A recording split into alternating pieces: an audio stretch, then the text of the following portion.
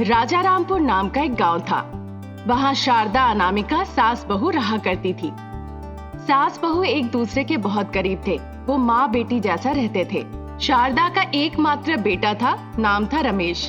रमेश जब बहुत छोटा था तभी शारदा के पति की मृत्यु हो गई थी। शारदा रमेश को बहुत लाड प्यार करती थी। रमेश बहुत शराब पीता था। अनामिका एक पढ़ी लिखी और बहुत समझदार महिला थी। एक दिन शारदा अनामिका से कहती है, बेटा अनामिका, तुम बहुत स्मार्ट हो। घर पर क्यों बैठी हो? इतना पढ़ लिख के फिर क्या फायदा? तुम कोई नौकरी या व्यवसाय क्यों नहीं कर लेती हो? सासू माँ, बिजनेस शुरू करने के लिए बहुत पैसे चाहिए, पर उनकी बुरी आदतों की वजह से बहुत पैसे खर्च होते हैं। व्यापार के लिए उतने पैसे नहीं है। नौकरी पे अगर मैं गई तो आपका कौन देखभाल करेगा माँ? इस महंगाई के जमाने में राशन पानी कितना महंगा है। अगर तुम नौकरी करोगी तो हमें कुछ सहायता हो पाएगी। मुझे नौकरी का कोई तजुर्बा नहीं है सासू माँ, आप बस मुझे भेज रही हैं। जरूरी है, तुम्हें नौकरी करना ही पड़ेगा। ठीक है सासू माँ, मैंने आपको कभी ना नहीं कहा है, लेकिन बुरा लग रहा है, आप अकेली हो जाएंगी।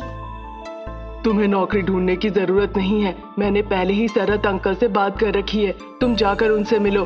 तुम्हारे क्षमता अनुसार वो तुम्हारे लिए नौकरी ढूंढ देंगे। ठीक है सासू माँ, मैं एक बार उनसे जाके मिल लूंगी। ऐसा कहकर अनामिका उनसे मिलने चली जाती है। कुछ समय बाद अनामिका घर लौट के शारदा के पास जाकर कहती है, सासू माँ, ये पक्का है कि मुझे पास के गांव में कंप्यूटर ऑपरेटर की नौकरी मिल जाएगी। बहुत अच्छी खबर सुनाई है तुमने। ये सब आपका स्नेह है सासू माँ। अगर आप मेरी सिफारिश नहीं करती तो मुझे नौकरी नहीं मिलती। इतनी अच्छी सासू माँ मिलना किस्मत है। किसी भी कीमत पर रमेश को इस बारे में मत बताना। उसे पता चल गया तो वो पैसे लेने के लिए तुम्हें परेशान करेगा। ठीक है सासू माँ।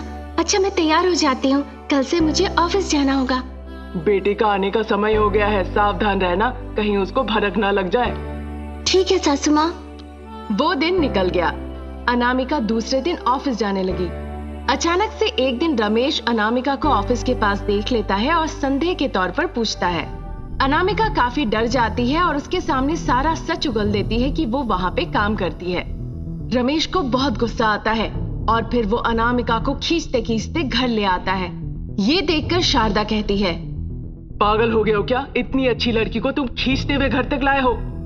तुम दोनों महिला मिलकर मेरे साथ नाटक कर रही हो। मुझे नहीं बता के तुमने इसे नौकरी के लिए भेजा है। मेरे जाने बगैर नौकरी पे जाना ही इसके लिए पाप है। तुम दोनों ने मिलकर मुझे धोखा दिया है। ना खाओगे ना खाने दोगे। अगर इतने ही अच्छे थे तो इसे काम पे ना जाना पड़ता।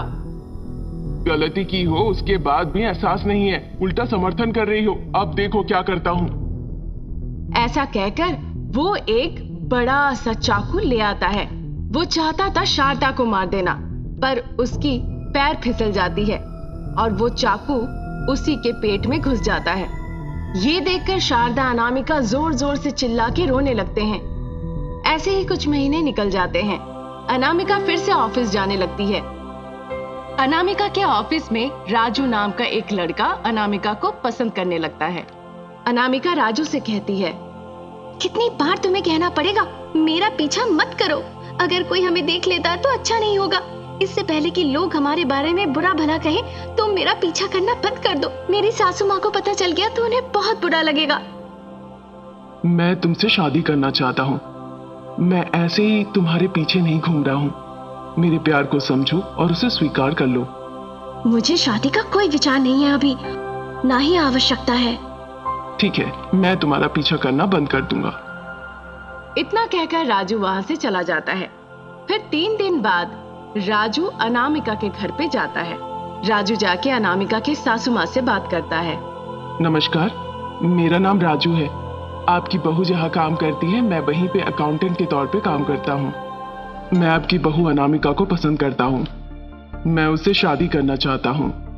ये बात बताने के लिए मैं आपके घर तक आया था। कैसी बातें कर रहे हो? एक विधवा के घर आए हो शादी के बारे में पूछने के लिए? वैसे भी मेरी बहू को कोई दिलचस्पी नहीं है, उसने तो पहले ही कह दिया है। एक बार सोच लीजिए, अभी तो आप उसके लिए है, लेकिन जब आप नहीं रहेंगी तो उसका देखभाल कौन करेगा? आपको तो पता है ना, समाज में लोग कैसे देखते हैं एक अकेली लड़की को। एक बार फिर से मेरी बात सुन लीजिए और मेरी शादी उससे करा दीजिए। राजू की बातें सुनकर शारदा सोच में पड़ जाती है। इस बारे में आप अच्छे से सोच लीजिए। मैं जाता हूँ। बाय अनामिका। ऐसा कहकर राजू वहां से चला जाता है। एक हफ्ता बीत जाता है। शारदा की तबीयत खराब होने की वजह से वो संयाग्रस्त हो जाती है। फिर अचानक से शारदा को राजू की बातें याद आने लगती है और वो अनामिका से कहती है, बेटा अनामिका, मेरी तबीयत ठीक नहीं है। जैसा राजू ने कहा था, तुम राजू से शादी कर लो, ये अच्छा तरीका होगा। आजकल के जमाने में इतना अच्छा लड़का मुश्किल है, मान जाओ बेटा। फिर शारदा राजू को संदेश भिजवाती है। सभी के आशीर्वाद और कामना से दोनों की शादी हो जाती है। कुछ दिनों के बाद शारदा ठीक हो जाती है और सभी मिलके खुशी खुशी रहने लगते हैं। अनामिका दोनों ही बहुत गरीब थे। उनके पास खाने के लिए भी कुछ नहीं होता था, इसीलिए वो दोनों भीख मांगते थे। इस तरह वो जिंदगी काट रहे थे। एक दिन शारदा सारे आभूषणों को पहनती है, फिर एक बड़े से डाइनिंग टेबल पे बैठती है। कई तरह के खाने के पदार्थ वहाँ पे रखे होते हैं और फिर वो अपने नौकर को चिल्ला के कहती है, अरे कहाँ मर गए? तुम लोगों को नहीं पता कैसे काम करना चाहिए? कहाँ हो? इधर आओ। इस तरह वो सबको डांट फटकार लगाती है। सब भाग के आते हैं और माफी मांगने लगते हैं। फिर उसके पसंदीदा प्लेट पे खाना परोसा जाता है। ये देखकर वो प्रसन्न हो जाती है। फिर अचानक से मिट्टी कीचड़ की छींटे उनके चेहरे पे आके गिरते हैं। तब उन्हें समझ आता है कि वो दोनों सड़क किनारे सो रहे थे। तुम तो बड़ी बेवकूफ हो। ऐसे कैसे बर्ताव कर सकती हो जैसे कि तुम्हारी गाड़ी है और कोई और आके मिट्टी पानी तुम पे छिड़क गया। छोड़िए सासू माँ, वो एक सपना था। मैं गहने जेवर से लदी थी। मेरे आसपास नौकर चाकर काम कर रहे थे। तरह तरह के खाने, पकवान, मीट, मछली सब रखे हुए थे टेबल पर। मैं बस खाने ही जा रही थी और ये आदमी सब बर्बाद कर दिया। क्या सासू माँ, ये सब हमारा सपना ही रहेगा। 2 वक्त ठीक से खाना तक नहीं मिलता। सब हमारी किस्मत है, किस्मत। सास बहू वहां से उठती हैं और चली जाती है। पास के एक तालाब में जाते हैं कपड़ों में लगे कीचड़ धोने के लिए। उस तालाब में कुछ महिलाएं थी। उन्हें देखकर कहती है, ए, तुम देख के भिखारी लग रहे हो। तुम तालाब में नहीं घुस सकते हो साफ सफाई के लिए। हमने क्या गलती की है? हम तालाब में क्यों नहीं जा सकते हैं? हम तो बस अपने कपड़ों से मिट्टी धोने आए हैं। हाँ, बहुत हो गया। पहले से ही तुम लोग गंदे हो और फिर साफ होने की क्या जरूरत है? ये मिट्टी साफ करने आए हो यहाँ? चलो चलो, यहाँ से जाओ, जाओ यहाँ से। ऐसा कहकर वो उन दोनों को वहाँ से भेज देते हैं। बेचारी सास बहू दोनों बहुत दुखी हो जाती हैं। फिर वो वहाँ से चले जाते हैं। ईश्वर, आपने हमें गरीब क्यों बनाया? यहाँ रहने वाले भी हमें इसी नजर से देखते हैं। जरा सी भी उनके मन में हमारे लिए दया नहीं होती है। अनामिका ऐसा कहकर बहुत रोती है। फिर शारदा उससे कहने लगती है, परेशान मत हो अनामिका। ईश्वर ने हमारे सारे जायदाद लेके हमें जिंदा क्यों छोड़ा पता है तुम्हें? हमारे द्वारा लोगों को कहने के लिए। अब हम वैसा ही करेंगे। गरीबी की वजह से हम अब भीख नहीं मांगेंगे, कठिन परिश्रम करेंगे। सोचो इस बारे में अनामिका कि कैसे हम अपनी खोई हुई इज्जत उन गांव वालों के सामने वापस ला सकते हैं। हम हट्टे घट्टे स्वस्थ होने के बावजूद अभी तक कभी परिश्रम नहीं की। अब हम आने वाले दिनों में कठिन परिश्रम करेंगे। इस तरह शारदा कहती है। उसकी बातें सुनकर अनामिका भी अपनी सहमति जताती है। जैसा उन दोनों ने सोचा था, दोनों ने ही बहुत कोशिश की काम पाने के लिए, पर किसी ने भी उन्हें काम नहीं दिया। सासू माँ को जब कहीं काम नहीं मिला, वो एक होटल के सामने के पेड़ में जाके नीचे बैठ गई। हे भगवान, बहुत भूख लगी है। अच्छा होता अगर कहीं काम मिल जाता तो। बहुत कठिन समय है, हमें रास्ता दिखाओ ईश्वर। पता नहीं बेचारी बहू रानी कहाँ है, कहाँ वो दर बदर काम के लिए भटक रही है।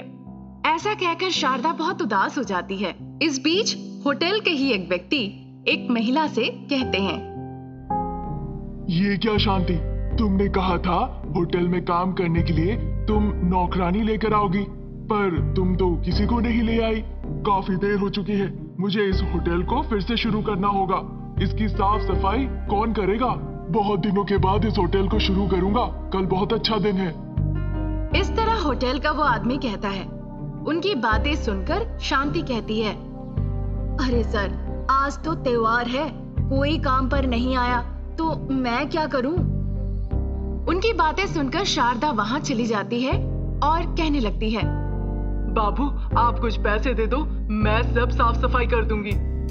शारदा कहती है। उसकी बातें सुनकर शांति कहने लगती है, बाबू, एक और लड़की है जो काम ढूंढ रही थी, वो कहीं आसपास ही होगी, मैं उसे ढूंढ कर ले आती हूँ, फिर हम तीनों मिलके सब साफ सफाई कर देंगे।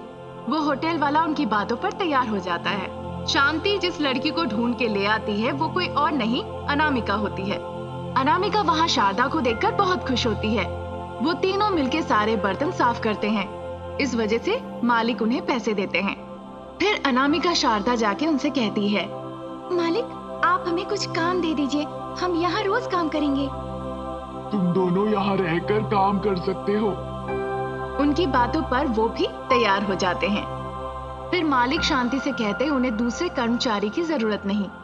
अनामिका शारदा दोनों वहीं पे काम करने लगते हैं। कुछ ही दिनों में वो अपने कुछ पैसे इकट्ठे कर लेते हैं और फिर खुद का एक छोटा सा होटल शुरू करते हैं। उनका नाम चारों तरफ फैलने लगते हैं क्योंकि उनका भोजन बहुत स्वादिष्ट होता था। होटल भी धीरे धीरे बढ़ने लगता है। अनामिका और शारदा बहुत पैसे बना लेती हैं। वो छोटा सा होटल 5 स्टार होटल में बदल जाता है। गांव के सारे लोग वहीं जाने लगते हैं। जो भी अनामिका और शारदा को घृणा की नजरों से देखते थे, आज वो उनकी तारीफ कर रहे थे। ये देखकर अनामिका शारदा मन ही मन बड़े खुश होते हैं।